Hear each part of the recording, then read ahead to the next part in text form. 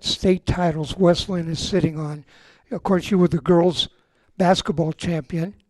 You're the softball champion, the baseball champion. Have I left any out? I think golf. And golf championship. You're sitting as the defending champion on all those sports. I think the last time one school had a basketball championship and a baseball championship in the same year, I think it was 2014. Well, 2014, we not in baseball. Mm-hmm. So 2014, we lost in the second round. 2015, we lost in the title game. 2016 was a quarterfinal loss. 2017 was the finals loss. But then we won 4 of the last 5. No, I think 2014, I was talking about any school, not just West Linn. Oh, any school. Yeah, I think it was 2014 where there was a school that held a basketball and baseball title in the same year. So congratulations on that. That raises the question to me, what's the key to success coaching at West Linn? It seems like you're competitive in every single sport across the board every year. Well, it's a pretty tight-knit community. The youth programs and the high school programs are very tied together, especially with football and baseball and basketball, as well. But, I can tell you, in baseball, it's because we have a great relationship with our youth program. We do a lot together, have for 30 years. And our talent's homegrown. That's what I'm most proud of. Mm-hmm. Don't get very many transfers. I thought of a question today. I happened to be watching the Little League World Series, and I saw something that reminded me of something. I thought, I'm going to ask a coach first chance I get what they think about that. When I was young, and that was many years ago, we were all taught, pitchers, don't throw curveballs. You'll ruin your arm throwing curveballs at 10, 12 years old. Today I'm watching the Little League World Series. I see this pitcher, and he throws a pitch, overhand curveball. It looked like when it got up to the plate that it rolled off the end of a table. And I thought, there seems to be a lot more arm injuries. Everybody seems to have had Tommy John surgery. What's your position? What do you think about young kids throwing all those different kinds of pitches? Well, I've done a lot of youth coaching, especially in West Linn, because I have 3 sons. They're all in their 30s now, but I coached in the West Linn Youth Cal Ripken program for lots and lots of years. I coached lots of those all-star teams. I can tell you, it's not about a curveball or a slide.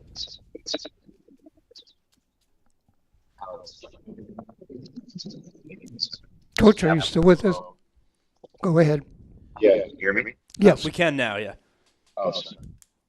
I was just saying, through all my coaching and a lot of youth coaching, how you throw the ball, shoulder, fingers, start, sharp elbow break. That's a big difference. And it's also the maturity of the kid. Some 12-year-olds can throw them, some can't or shouldn't. But it's hard to take a position out of position. I think it's based on the player and the type of pitch now is being coached. Well, Coach, we want to thank you for joining us. And again, congratulations on West Linn's success. What do you got coming up the rest of this year and next before you get to baseball? Well, I'm going to take a month or so off and take a little break and do our planning, and then we'll get after it October 1st with our fall and winter programs and try to give ourselves a shot at getting back to that title game and getting another one. Okay, well, again, congratulations and good luck, and we look forward to talking to you in the future. Thanks, Coach. Thanks, Dave. Thanks, man. Appreciate it. Thank you. Dave, just real quick, it's funny that you asked Coach about that at the end, because I have a friend who is playing in Double-A who just got Tommy John surgery. He said his rehab's going well. They tried to increase his velocity, and it worked from 94 to 97, but it came with a price. My good buddy I was talking to yesterday, I won't out his name without his permission, but he pitched for the Ducks a few years ago and was really good. He has a young son, and he said he's not going to let his kid be a pitcher. He's going to make him be a first baseman. There are pitchers in the major leagues right now who've had 2 Tommy John surgeries. you know. So it's definitely something, especially with guys like Mazurski. You're seeing literally throw 102 every pitch. You know, if you throw 100 mile-an-hour pitches over the course of a month or two, I can't see how your arm could stand up to that. All right, that's our baseball. We're going to talk some football now. We got football season coming up, and it's coming up in just a few weeks. And we're going to be joined. I'm sorry, Ben. We got commercials coming up. Yes, right before we get into commercials, we got a great preview on football, and so we're really excited to talk to Coach Ferraro. We'll be joined by Coach Weaver later. We got a lot coming up, but first, got to thank our wonderful sponsors. Sunset Corridor Services Group, LLC, is a local company that provides specialty property management services throughout the Portland area. If you're thinking about making changes to how your residential properties are managed, give them a call at 503-970-6062. That's Sunset Corridor Services Group, LLC. Sports Paint, LLC. Sports Paint LLC. Hey, Coach, your field deserves the best. At Sports Paint LLC, we proudly service local high schools with cutting-edge technology. Our robot painter delivers razor-sharp, consistent lines every single time. Specializing in football, soccer, and lacrosse, any grass or turf field at an affordable price with perfect lines and robotic precision. We are locally owned, reliable, and hassle-free. Committed to making your fields look game day ready. Let us handle the field so that you can focus on the team. Contact us at 503-545-4019 or visit our website at www.sportspaintllc.com. That's Sports Paint LLC. Thank you to our wonderful sponsors. All right, I mentioned football getting started. We're going to talk to one of the coaches that we've had on before, the head football coach of the Newberg Tigers, Jeremy Johnson. And Jeremy, thanks for joining us again. I don't think we have Jeremy right now, but what I will say, hopefully we can get him on. And, okay. Sorry, we are being joined by Coach Jeremy Johnson. Coach? Hey, can you guys hear me? Loud and clear. Hi, Coach. Perfect. Coach, Hey, you and I go back a ways. I know you started your coaching career at Oregon City as an assistant back in 2014, but when you transferred to Lincoln High School in 2018, I was doing your games for those first couple of years. Yes, I remember that. And it was a big switch. Wes Warren had been there and ran the ball all the time, and you came in and ran the spread. It was kind of a shock to the system of the fans there. Yeah, I think we still ran the ball a fair amount, but I know we would like to spread it around in the air as well. I know I'm not trying to get ahead of us, but you like to run the fly-based offense, a spread fly offense and a balanced attack if you can. Is that still your philosophy? Yeah, definitely is. I think having multiple running backs has been a strength of ours at Newberg, and it fits our group and our identity well. Tell us, let's see, you're practicing now. When does your season actually start? Well, this week we come back with some conditioning and team building activities. We also help run our youth program as they kick their season off as well. Next week we have our first set of practices with helmets starting on Monday. And then we host a jamboree on Friday, August 28th. And so when does your actual play start then? First game is on September 4th. We're hosting Lake Ridge. Okay. But we kind of start fast and furious next Monday. Well, hosting Lake Ridge, I think, first game, that's quite an opener. And, Coach, you guys were pretty battle-tested last year. I remember getting the privilege of calling your game against Glencoe. That one could have gone either way. You got revenge on Canby after they beat you the previous year. You guys beat them by 38 points. You beat Sunset at their place. You lost by just 1 to Sherwood, a really good team. So what is it like, being battle-tested last season, and how is that going to help this year, especially when you have to play Lake Ridge first game? I think our kids in our program, I think our families, our community, they all expect our kids to play hard to the end. Doesn't matter who you play against. Mm-hmm. You got to give great effort, and I think our kids saw what that took last year. Uh-huh. And now we're ready to rise to the challenge against a very well-coached team at Lake Ridge. Coach, who's on your non-conference schedule this year? So we host Lake Ridge, We travel to Dallas. We then host Oregon City. Then we travel to Clackamas. And then we travel later in the season to North Medford because our league only has 5 total teams, so we have 4 conference kids. You know, you're building up quite a reputation, though, for league play. You've got some really great rivalries going in the league now. Yeah, our league is tough. We meet as coaches every year, a couple times a year, and we always talk about trying to be one of the toughest leagues in the state. Who's some of the players that we can watch for this year for you? We've got a couple senior receivers and defensive backs who play very fast, physical. A kid named Owen Cuban. He also plays a little outside linebacker for us. A kid named Hunter Hurl, who's a national qualifying wrestler. He's really good at wrestling, and he's a really good tackler, and he's pretty dynamic. We also have a really good safety corner body in James Williams. He's a senior.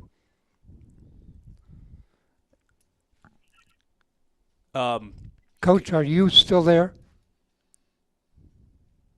Yeah, I'm here. I just want to make sure if you guys had something else. That sounded like someone was going to say something. Oh, no. Coach, you had a 3-year starter at quarterback last year. Did he graduate? He did. He's off to play football and baseball at Linn Field College. Parker Salmon? Yeah, that his Parker Selner. Okay. And Who do you have this year? We have a handful of kids that played quarterback in our lower levels last year. We had a couple of kids who were going to be seniors and juniors that were quarterback on the JV team. And then we have a couple of kids who were quarterback on the freshman team last year who are also rising and taking reps and competing. I haven't looked at the rules lately. Have any rules changed for this upcoming season? Can we expect anything different? I don't think there's any significant rules. You know, the referee association has worked really hard to manage equipment, you know, when it comes to the types of mouth guards the kids have to wear, the extra towels, the knee pads. That's one thing that they keep, you know, harping on. There's nothing yet for our state when it comes to like in-game communications. You might be aware that, you know, college and NFL, they have radio headsets in the quarterbacks and the middle linebacker. Right. They do allow that at the high school level around the country, but not in our state yet. Coach, looking at your guys' schedule here, as I said, you were battle tested, and you're certainly going to be again with not only Lake Ridge, you guys get at home. That should be a fantastic environment week 1. But I'm looking at you guys go at the Coach Andy Jackson and the Dallas Dragons week 2. Tell you what, they may only be, what are they 4A, but that is a tough football team. What do you guys think? They're a really good 5A team. Yeah, they're 5A. And so, yeah, what do you think about going into that environment? Yeah, How what much do is I think that about that? I think it's be awesome. Coach Jackson has given me a little rundown on what they have going on there, and he said that they get an upgrade to their home stand, so their crowd is going to be excited to see the upgrades for their home field because that's their home opener. He told me the bagpipers are going to be out loud and proud, leading them to the field. So it's going to be a fun high school football environment. Yeah, Coach. Anything different about? I remember last year having a quarterback who could take off and run. You guys were a little bit of a mixed offense. You know, could do a little bit of both. Are you excited about that this year? Is it going to be a similar style, or is a new quarterback going to change things a lot? Or just tell us what you can. Yeah, I think every year you have to evaluate your players and what their strengths are, and we're still doing that. You know, we graduated a number of seniors last year, and we have a lot of talented both now seniors and juniors and sophomores. So we got to figure out where our offensive production comes from and play to their strengths. But when it comes down to it, we have a system, and I think our system can be curtailed each year. When we watched you and called your game last year, I noticed your defense a lot of times was in a 4-2-5 set. Is that something you like to do? Yeah, I love the 4-man front. I like having your linebackers and outside linebackers able to cover guys and be able to fill the gaps, whether it's the alleyway or the inside gaps. Mm-hmm. But yeah, we'll have a very similar structure this year. Well, with all these years now at Newberg, have you found a home? I love where I'm at. My family's out here in Newberg. Well, I have 2 older kids that are now in high school. My youngest wrestles, and I think if there's a good spot for a wrestler to be, Newberg's pretty good. Mm-hmm. And then, Well, yeah. I did a basketball game, and I looked over in your gym there, and I don't remember how many wrestling flags you had, banners you had for state championships. I know it was more than 10. That's crazy. Yeah, there are a lot of banners for wrestling, but our athletic department does a really good job of promoting multi-sport kids. We have a lot of basketball kids that are on our football team as well. Mm-hmm. In fact, I'd love to have more of the basketball kids on our football team because I know we could throw the ball up to them and they could go catch some big touchdown passes. And as you said, with Sellner going to play both baseball and football at Linfield, with the athletic prowess they have, that's no easy feat to be a 2-sport athlete there. Well, let me get you out of here with this, Coach. Do you encourage kids to play more than one sport? Oh, heck yeah. And in fact, that's one of our program expectations. I'll meet with our parents next Tuesday after our third practice of the season, and I will reiterate how important it is to become multi-sport athletes. I was watching a interview over the weekend, and I think it was a WNBA game, and the lady was talking, and she said, I was really good in a couple of sports, and I was forced to give up one of them to play basketball. And I remember when I was a kid playing sports, I played everything I could get my hands on. Yep. So I think our kids need that structure of sports, and Parker is going to be a good example just because you've mentioned his name. Mm-hmm. Parker always loved football, and I think he really loved baseball, but he also stuck it with basketball for 4 years, and he established an identity, knowing that I'm going to I'm going to hustle, I'm going to outwork guys, and I'll do anything I can to help my team lead. And he has a basketball coach.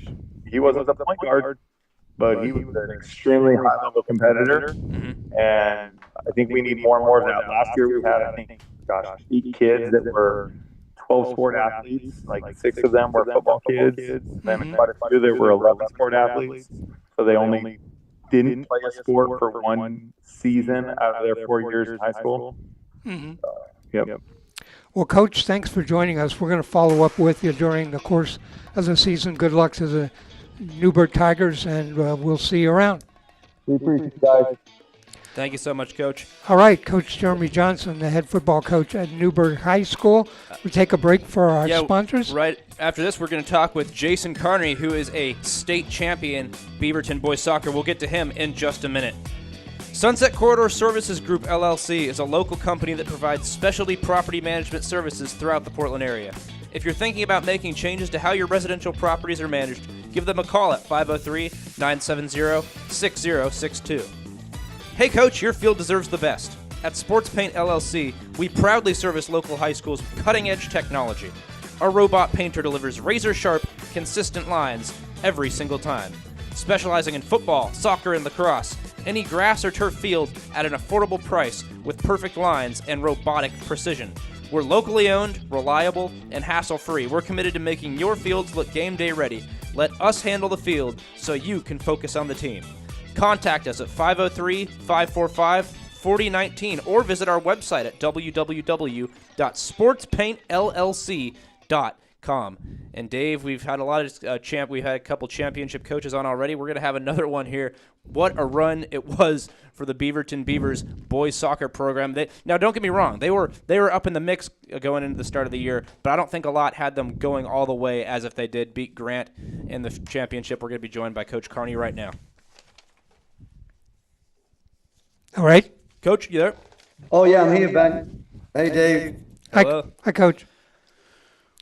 We had a chance.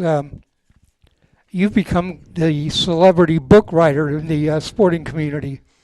I don't Tell know. us- I think it might be the rambling maniac. I think. Your book is called winning a state championship or the road to winning a state championship. Is that right? Well, I called it Build the Dam. Oh, that's it. Beavers. Yep. And interesting. Tell us a little bit about that book. How did that book come to be? How did you do the research for that? And then how did you get that out into the market? Yeah, so when I took over the program, I just thought it'd be interesting if I just jotted down notes like a kind of diary. And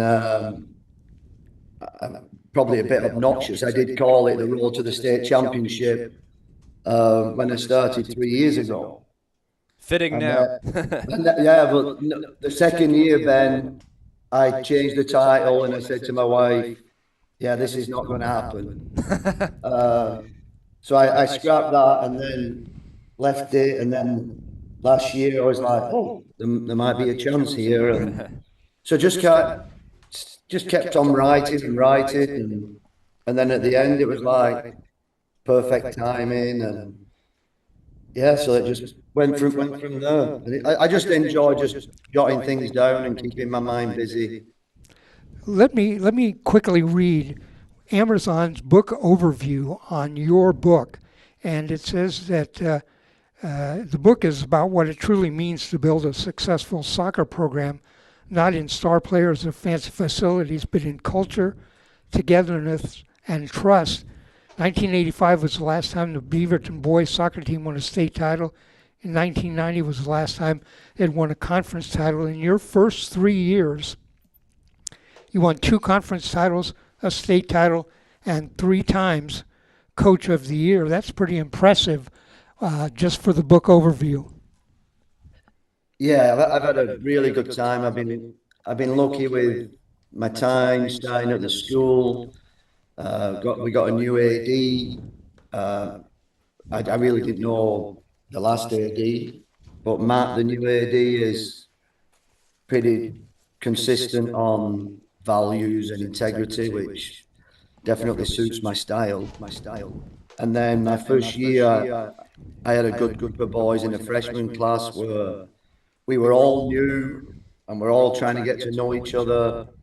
So just as I kept building the culture, the boys seemed to enjoy that. I'm not really more on the X's and O's. I'm more about building a culture of caring for each other and doing the right thing.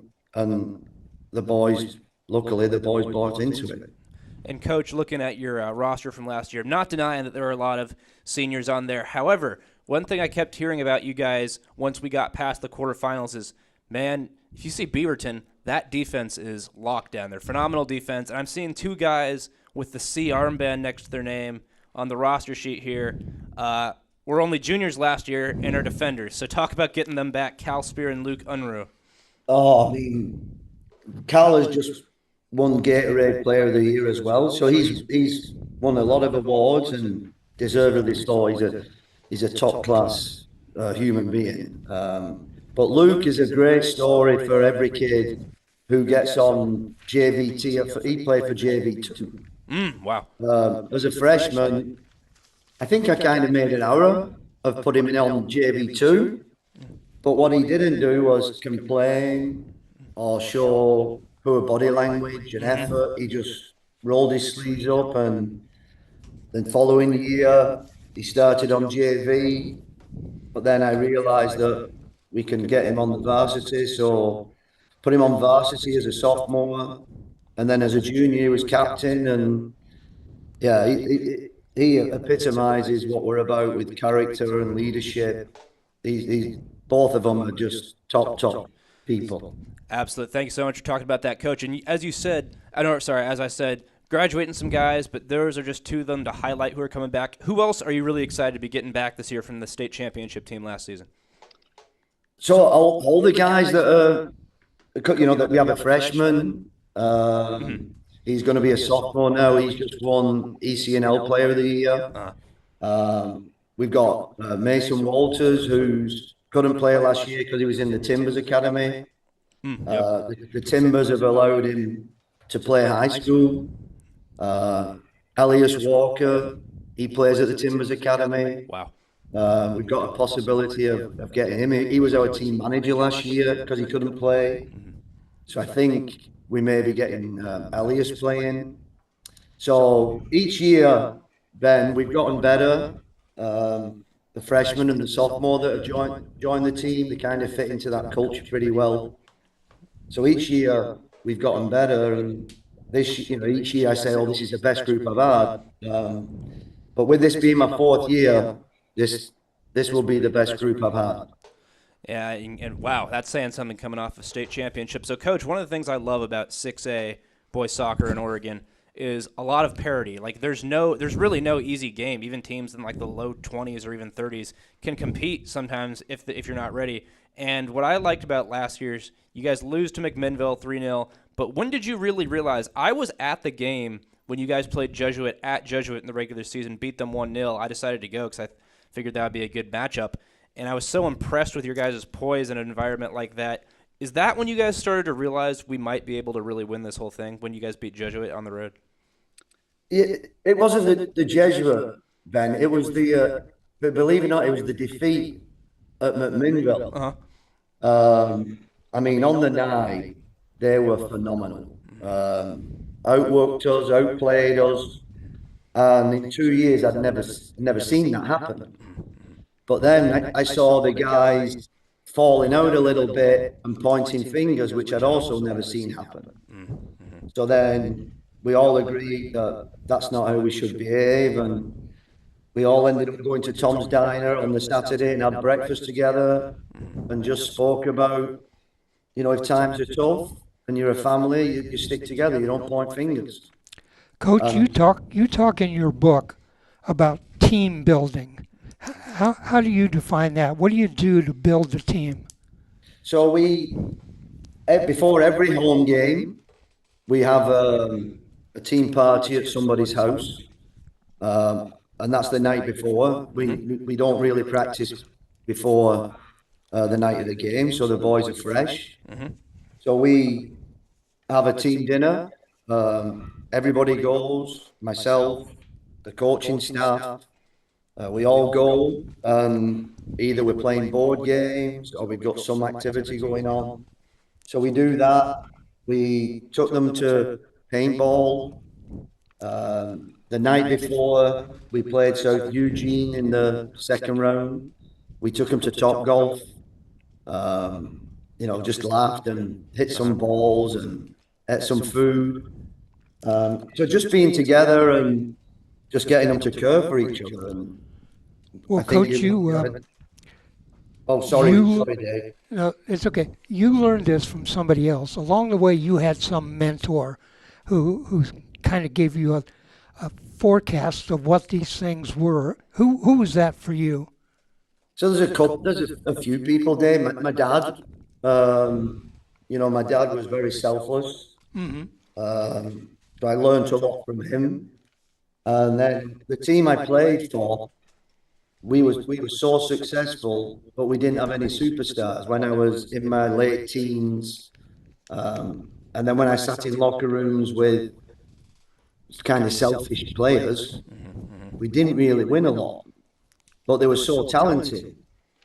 But then when I sat in the locker room with players who were more about the team, I saw that we were kind of getting more success. I definitely learned a lot from watching the team of the 80s, 70s and 80s, the Liverpool team. Yeah. Okay. That was a phenomenal team. My favorite World Cup team was the Brazil 82 team. So all those things just like, working together. But I'd say the main person who instilled that into me was my dad. And Coach, unfortunately, we don't run out of time, but let me just say, I think you're the first person we've had on the show who's an author and could go along with it, won a state title, so absolutely incredible story. And I don't need to tell you to keep going because it seems like that's in your DNA, but thank you so much for an amazing interview with us. Oh, thanks for having me on, guys. That was Jason Carney, author and state champion. That was phenomenal to have him with us. Beaverton boys soccer, they were the state champions last season. Hey coach, your field deserves the best. At SportsPaint LLC, we proudly service local high schools with cutting-edge technology. Our robot painter delivers razor-sharp, consistent lines every single time. Specializing in football, soccer, and lacrosse, any grass or turf field at an affordable price with perfect lines and robotic precision. We're locally owned, reliable, and hassle-free. Committed to making your fields look game day ready. Let us handle the field so you can focus on the team. Contact us at 503-545-4019 or visit our website at www.sportspaintllc.com. Sunset Corridor Services Group LLC is a local company that provides specialty property management services throughout the Portland area. If you're thinking about making changes to how your residential properties are managed, give them a call at 503-970-6062, Sunset Corridor Services Group, LLC. And Dave, I'll throw it over to you. What an interview with Coach Carney. Yeah, not only to be a great coach, but to be able to put that down on paper and talk about how you got to be a great coach, that's incredible skill. And the humbleness of him to say he was just a rambling maniac. Well, it's a maniac I want to listen to if that's who he is. Right. All right, we're going to go head back out to the phone lines. I mentioned football season coming up. Most teams start their first regular season game the first Friday in September, and we're going to head out and talk to the head coach at Tualatin, Dom Ferraro. Coach, thanks for joining us. And unfortunately, we do not have Coach Ferraro right now. I'm sorry. Hopefully, we will get. We understand coaches are very busy this time of year with things getting going. A lot of them are teachers as well. They open their year at Mountainside, and then they go at Sherwood, at Glencoe. So this is no easy feat for Tualatin, who's really gone through the ringer in the league that they play in the last few seasons, Dave. But I think it would be great to get to talk to Coach Ferraro. They had some really good wins last year. They pounded Oregon City, who's a respectable program. They beat Sherwood 43-0. Sherwood was number 10 at the end of last year's rankings. They put up 28 points on West Linn. So this was a good team, and then they lost 34-33 at Jesuit to end the season. But I think this is a team with some high aspirations. I was talking with Coach Monahan, and I was talking about the success at West Linn. Think about this for Tualatin. Besides their outstanding football program, they won the boys basketball championship. You and I were at that. What a game it was. And what a game that was. And they finished the runner-up in the girls basketball championship. Well, maybe they were third place, but they finished third off the insane buzzer beater from South Medford, but they could have won it all there too. And their girls basketball program is loaded. They have two of the top basketball players. And I'm going to cut you off because we are now joined by Coach Dom Ferraro. He just needs to unmute here. Coach, how are you? And are you looking forward to the season? He's with us. He just needs to. All right, there I am. So I apologize for being late, guys. We're getting ready to roll here in about 20 minutes, and I'm scrambling. So okay, we'll keep it quick then, Dave. Don't let us be an interference on you getting that program running. I appreciate you guys having me. I appreciate it. Thank you. So, how are you doing now? You're in drills and practice now. When's your first real action? Yeah, we open on the 28th with Mountainside at home, and so we got a week 0. So our off season's a little compressed. So with a compressed off season, what are you doing? For example, what's your schedule like this week? What are you planned? Yeah, we're going to go Monday through Thursday, and from 3 to 5. Well, obviously we can't get into equipment yet. That'll be next week. So we'll work a lot of skills and drills and start to teach the offense, defense, and special teams. I don't know if you heard me talking about my conversation with Coach Monahan and the program at West Linn, which has become so powerful across the board. Tualatin is getting that same kind of reputation, being good in sports all across the board. I mean, how good your basketball, girls and boys basketball was or is, your football team. What's the culture like at Tualatin with regards to sports? Yeah, it's really interesting. I mean, I think from a perspective, being here for my 5th year now, there are high expectations that each program carries, and I think all the coaches here do a really good job of selling that idea of like, hey, look, if we're going to have high expectations, we better have high standards to match them. And you can't say that you want to be all state and then never show up in the weight room. So and we've got great kids, which is a big part of it.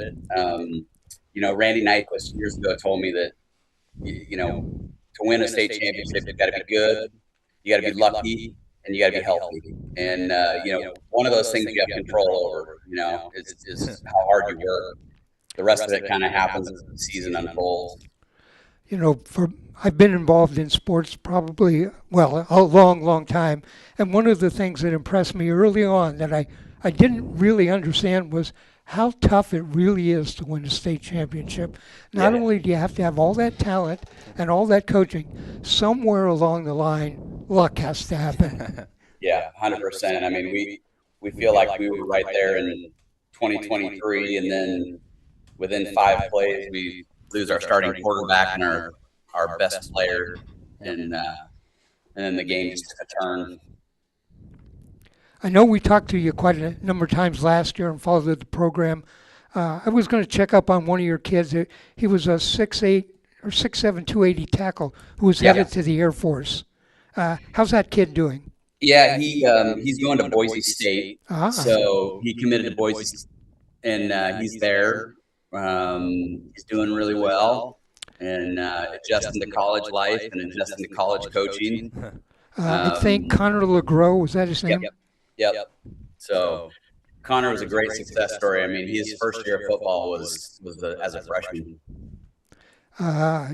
What's your quarterback situation? I know you had a junior, I believe, last year, Carter Powers. Is he still around? Yeah, Carter's around. We've got 2 quarterbacks that are battling it out. Carter's one of them. And then we've got a junior, Lincoln King.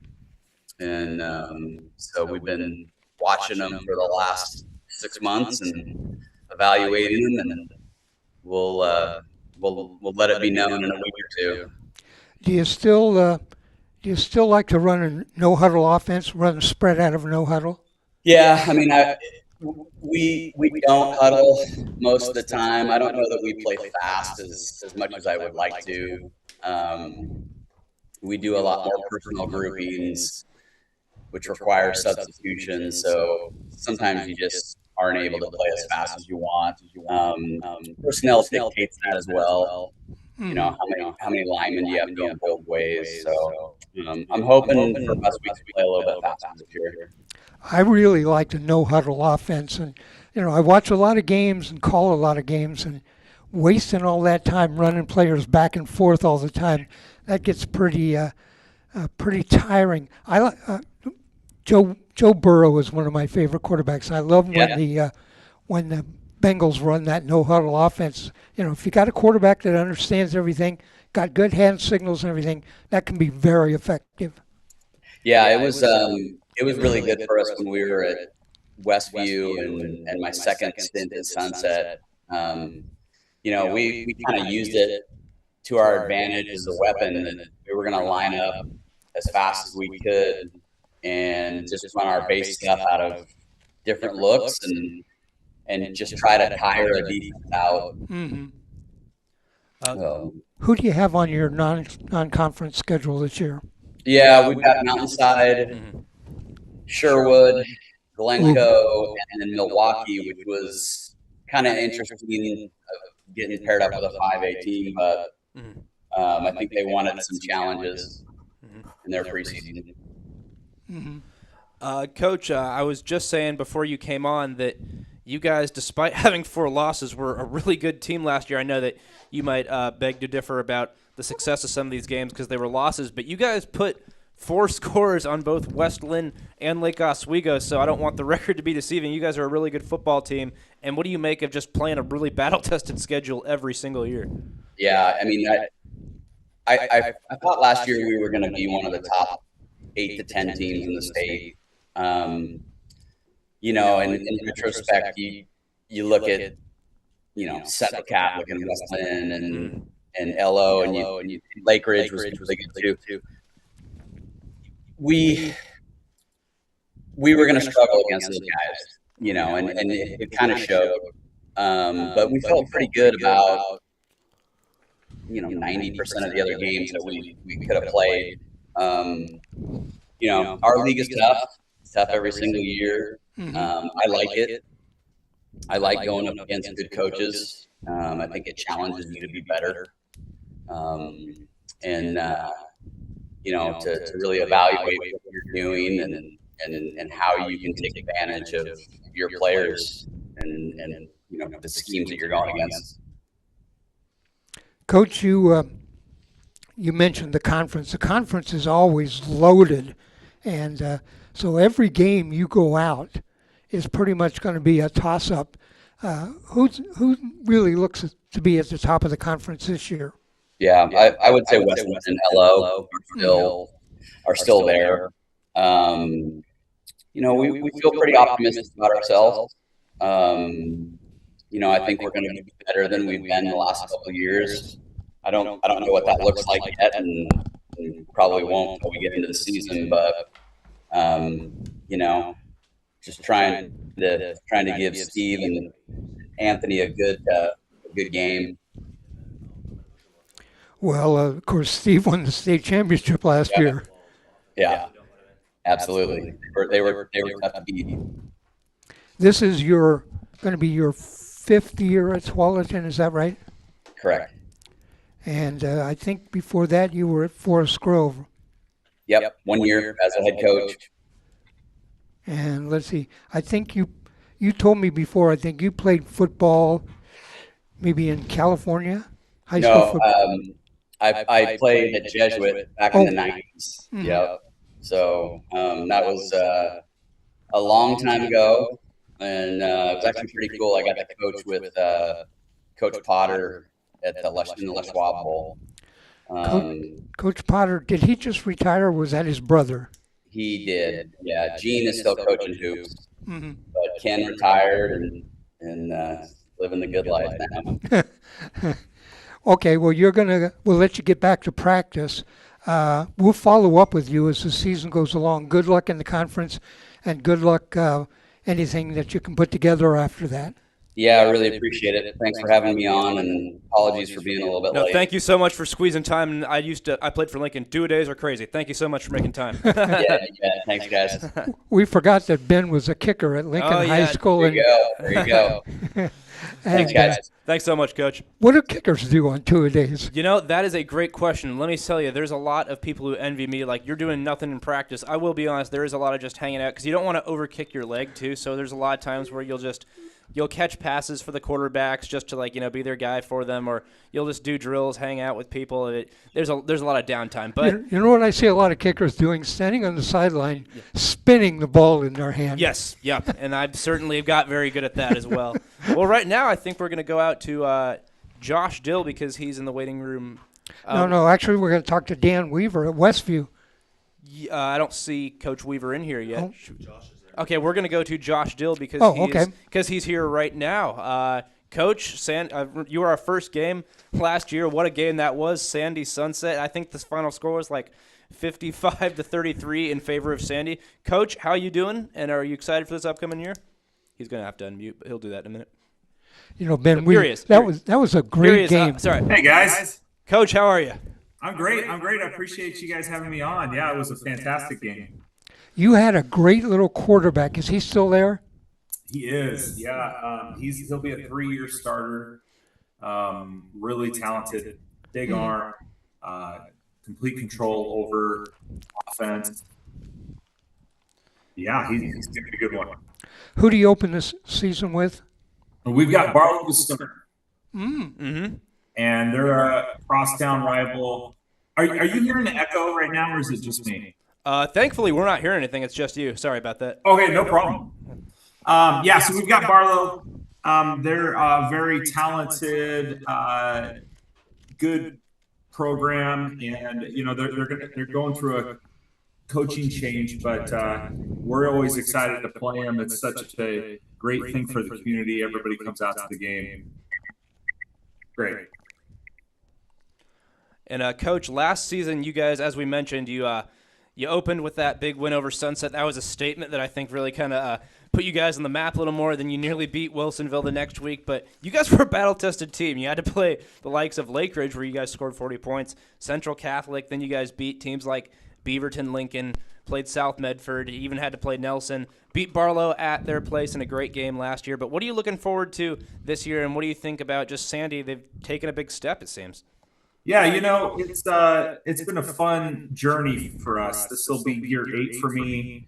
We're moving to 5A, which is the size of our school. So it's nice to not have to punch above our weight class, if you will. Playing teams that are kind of communities like we are.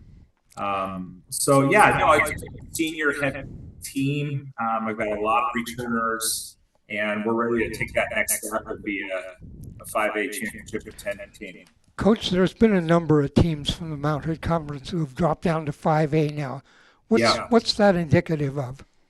Well, for us, it's size. It's we've always had a 5A size school since I've been here, but we haven't had a league to be able to play in without costing the district extra travel costs, and they weren't willing to do so. Now there's more local teams. So for other teams like Gresham and David Douglas, it's a competitive thing.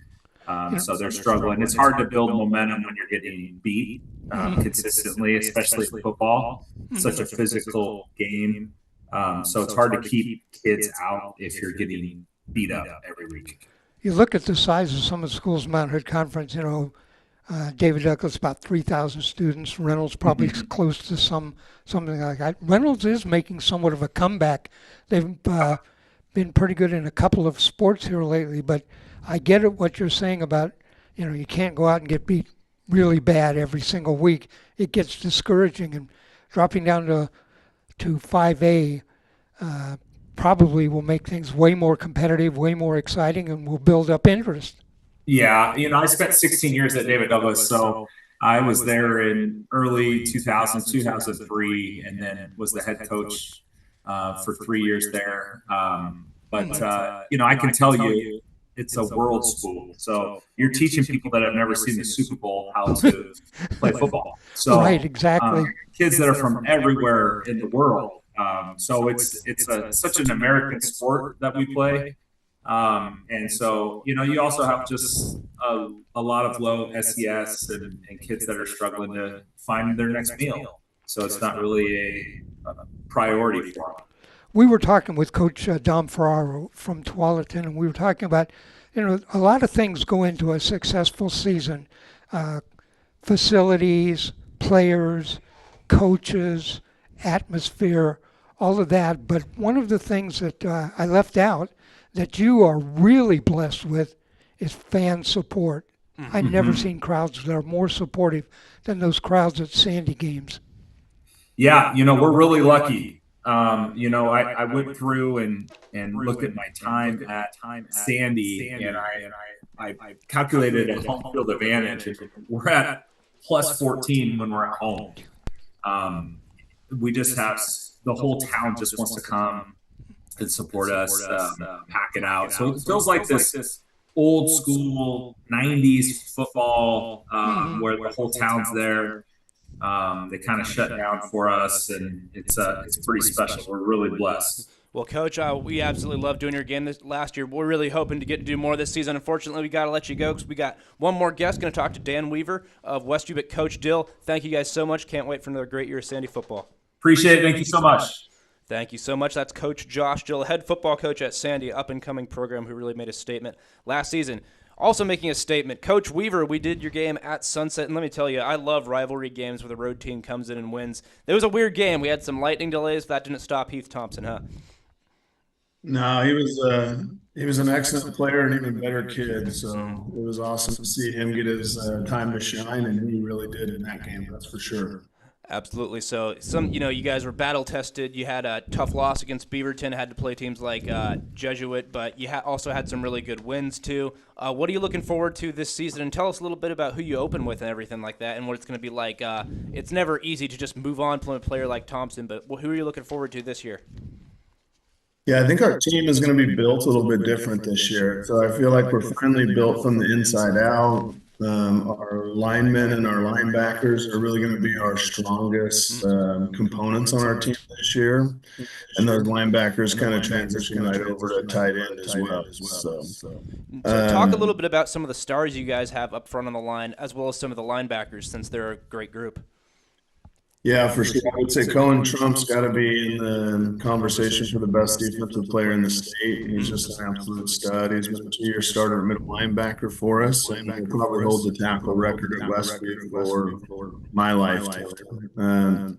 He's partnered with his younger brother now, who's going to be a junior, Creighton. And then Chase Strand is also going to be a 3-year starter at our will linebacker spot. So all three of those guys are just studs. We have depth behind them too. So it's a super impressive group.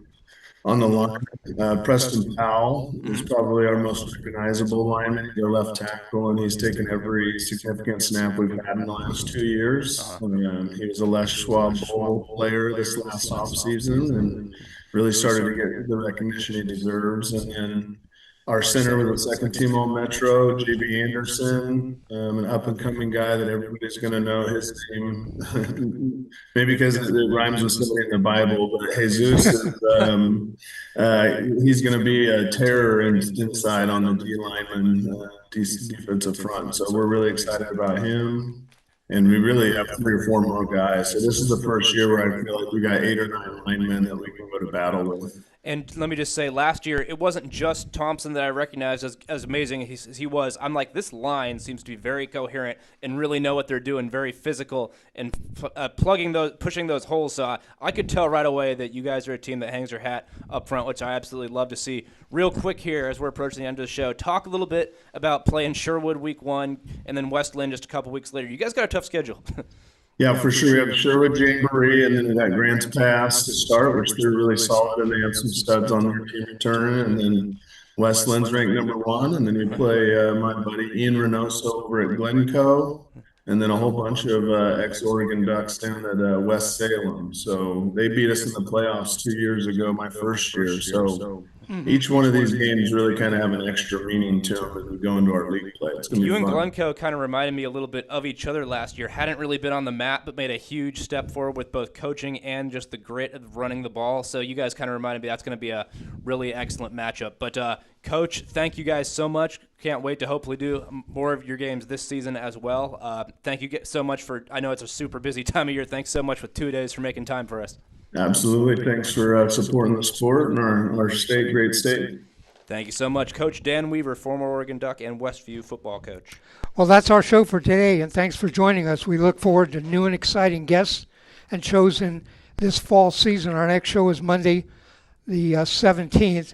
Thanks to our guests today, Joe Monahan, the baseball coach at West Linn, Jeremy Johnson, the football coach at Newberg, Jason Carney, the soccer coach at Beaverton, Dom Ferraro, the football coach at Tualatin, and our phone guests at the end, Josh Dill from Sandy and Dan Weaver from Westview. Our crew today, our producers, Ryan Johnson, our engineers, Alva Meyer, my co-host, Ben Pahl. I'm your host, Dave Hall. For all of us at Oregon SportsBeat and SportsBeat Weekly, we'll see you at the game, and remember, it's not over until we've talked about it.